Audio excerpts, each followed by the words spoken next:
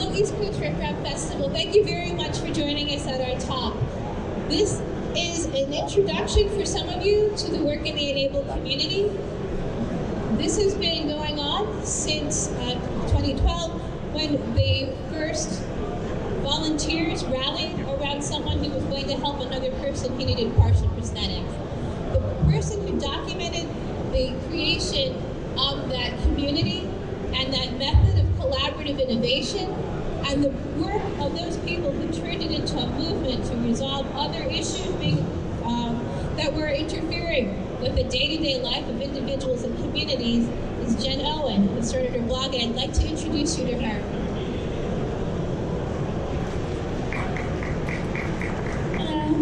Hello, I'm Jen Owen, and I am the founder of eNableingthefuture.org and the co-founder with John of eNable.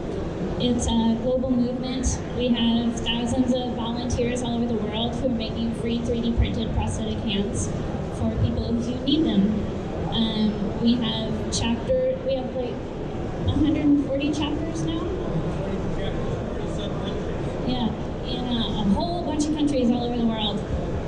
We estimate that we've delivered about 8,000 to 10,000 hands worldwide. And it just keeps growing. And so if you have interest in using your 3D printer for something amazing to help somebody, come see us. We have a booth back there. You can find us online at eNableingthefuture.org. And we're all roaming around here ready to answer your questions. And here's John. In the timeline, the community was teaching each other family to family and individual to individual, meeting in public places to transfer the technology access and the information and how to build this. And then people would not only make them for members of their family or friends who needed them, but they started helping other people as well. And there was a map that was created by John Schull that galvanized a community at the Google Plus network. And that was a launching point for many people who wanted to went on to do other things far beyond what was easily seen in the eNable community. So let me introduce John Schull. Hi there. The most important message is you should join us at 12:30 in the other building, where we're going to do a deeper dive into eNable. It's a really interesting community and phenomenon, and the devices are actually quite interesting also. A lot of you are gearheads. eNable devices are often body-powered, 3D printed, but we're beginning to see motorized devices, like this one hot off the presses. Interesting thing about this one is that it consists of a battery, a motor, and 6 paper clips, and some 3D printed parts. No soldering.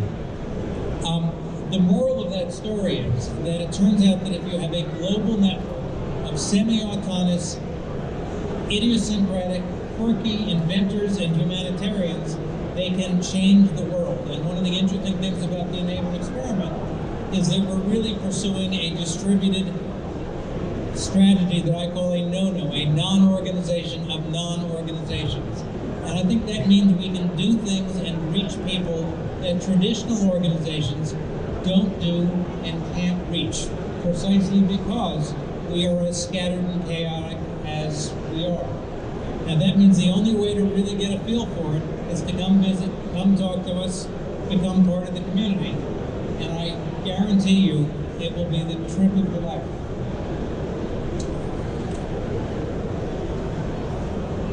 It's often thought that the eNable community was forced to exist. The number of people who are being professionally trained as prosthetists and as occupational therapists is actually on decline.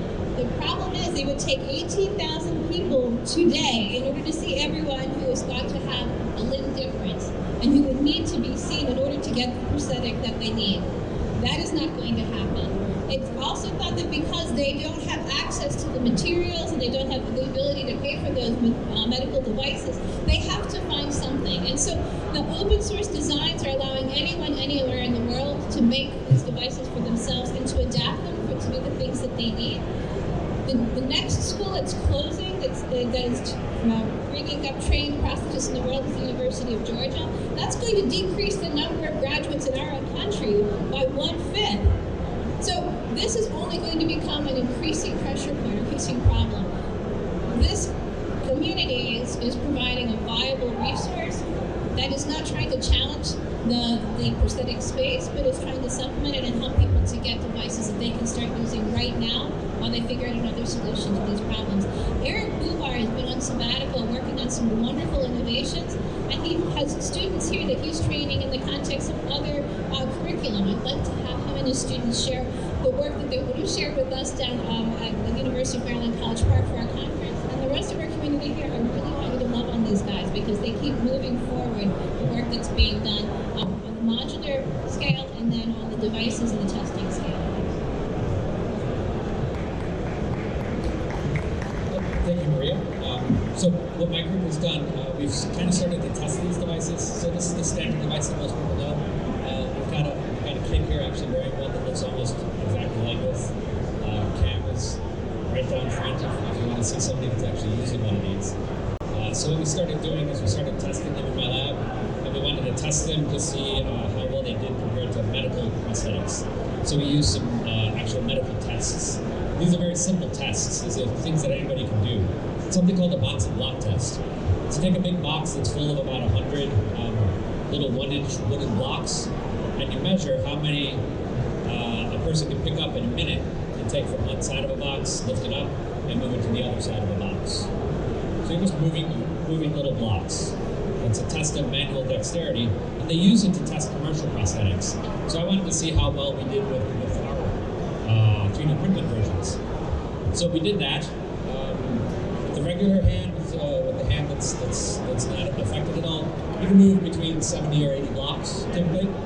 With the best available commercial prosthetics, you can move about 30. With the worst commercial prosthetics, you can move about 15. So when we tested this with our eNable hands, the best eNable hand designs could move about 15. So we're doing about as good as the worst commercial prosthetic. So we started working, as Maria mentioned on sabbatical, I started a project to make it mechanical. So this is kind of being done in parallel with the hand John showed you. So we've kind of come out with this at the same time. We've both been kind of moving things forward. His design is much more elegant. Mine is a little bit less elegant. All the electronics, they fit inside of an iPad or iPhone or arm holder. No soldering required for this one too, because a lot of our volunteers don't know how to solder, myself included. So the way this one works, just a simple button, push the button, and the handle up, and then it'll close. Lasts about 5 days on one battery. There's a DC power jack. You can charge it as much as you want, whenever you need to. It's very, very simple. Anybody can design it, everybody can print it. Everything's available on Thingiverse. Costs you about $50 in materials to make this. Then we can send this overseas, and they can start using the mechanical design, mechanical design. So there's probably lots of other designs, and I'm excited to hear about these too, because I was here yesterday, so I didn't get to see this. Thank you. Thank you. So, talking about how decentralized is eNable, I come from the chapter from Mexico City, and basically we are collaborating with eNable. And when we first started, we had to design. We were working with this little girl that she needed a prosthetic, but the problem that we were having with the eNable designs were that they weren't designed for little children. They didn't have like the strength to push down their hand.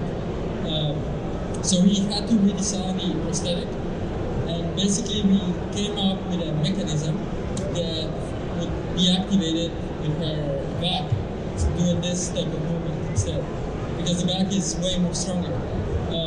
Additionally, we made the design modular. So because this child, they grow so fast, you can just change like the piece where the socket goes, and then she can continue using the same device, just everything is modular.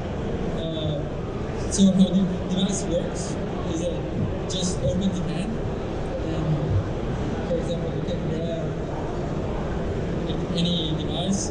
This one also can grab like a water ball. It can carry up to 3 pounds, which is enough. And it has different modes. So, for example, you can switch the finger. So to grab like paper or other stuff. And additionally, you can go back to this mode, and if you activate this, you can grab little cups and just rest it over here. So what I want to share is basically the eNable community is great, just because being autonomous and independent allows you to create things specifically for the community you are involved with. Thank you.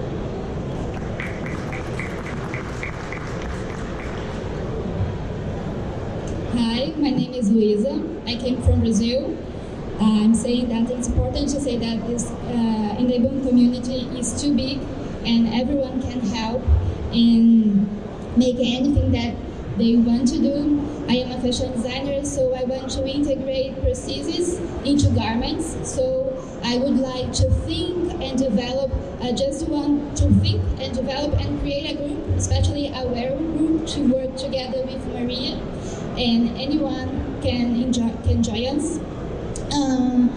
To create garments, to create a fashion collection, and think about how prostheses can be more, not just through the aesthetic way, but can respond through haptic feedback.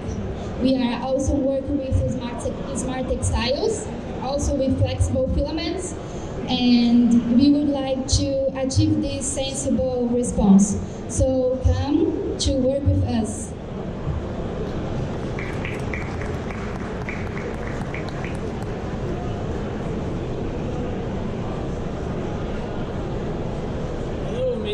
How are we today? So, my name is Chad Horsey. I'm with the Bionic Glove Project, also an eNable volunteer, and we're in Boca Raton, Florida. So, we see the eNable mission as a wonderful thing. We have a whole room full of makers here, and you all have the power to make these devices. But how can we make them even better? How can we bridge the gap between science and our citizen science? And so what we do is we try to go and work with labs. For instance, at Florida Atlantic University, contacting labs at the APL, or contacting labs at George Mason University, and we try to bridge our knowledge, our working knowledge, of what we can do to input into their study as far as, integrating their sockets or putting in 3D materials into their designs. Whereas they can help us and push the technology and show us where we can have better technologies incorporated into our own 3D designs and have a better overall device for sale. And one thing that we're getting into is also involving student research, because a lot of this is funded by students' passion. And we have actually one of the students here who can describe this song that I'm wearing, and it's his current research project. So Marty Chang, everybody. So for this socket, the traditional socket is, traditional 3D printed arm is using rigid PLA, but here we're using flexible TPU material in combination with nylon. With this setup, we can allow Chad to do all the ranges of motion that he currently has, and just I'm wearing myoelectrode transducers to translate myoelectric signal into an actuation. So normally, this adapter here, we would put on a myoelectric pan, and what we've been using is allium and also a bionic hand, and they both go really well. And also, up here we are planning to integrate a haptic feedback band to allow for a sense of touch for Chad as well. Why is sense of touch important for prosthesis users? What happens when you grip objects and you don't know if it's slipping or not? What if you're gripping an egg and you're gripping too hard and then you just crush it and it's all over your prosthetic hand? That costs probably a little money as well. So yeah, thank you very much.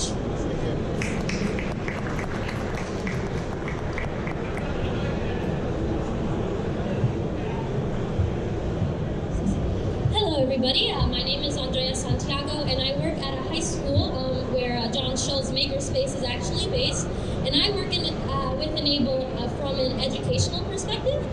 We train high school students from underserved communities to create these prosthetics for these users, and it is really important to train these kids because it gives us a sense of purpose, and also it takes away this whole, okay, 3D printing is cool, but how can we use 3D printing as a form of social change? If you are interested in accessing any of these lesson plans, I'm currently creating an Essentials of 3D Printing curriculum, and we also embed that into a work opportunity as a summer program and also after school programs, because it's really important, right, to give these students accessibility to jobs, but also give them these important learning experiences. So if you are interested, please join us at the eNable Hub. Please join us at Enabling the Future, and that will be available in June of 2020. Appreciate it. Thank you.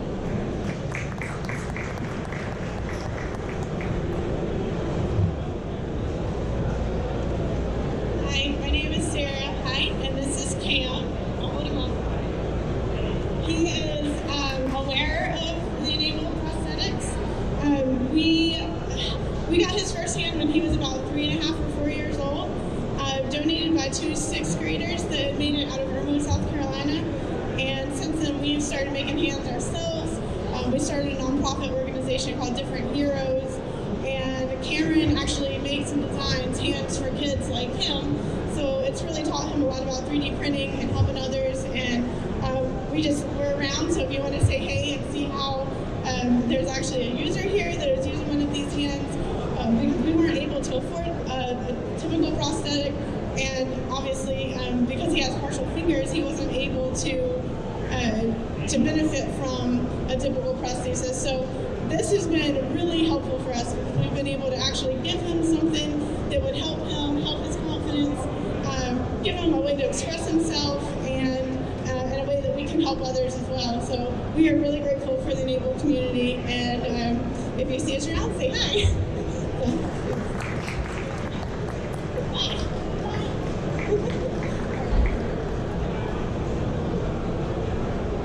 So today we've heard from many of the volunteers from the different chapters. We've got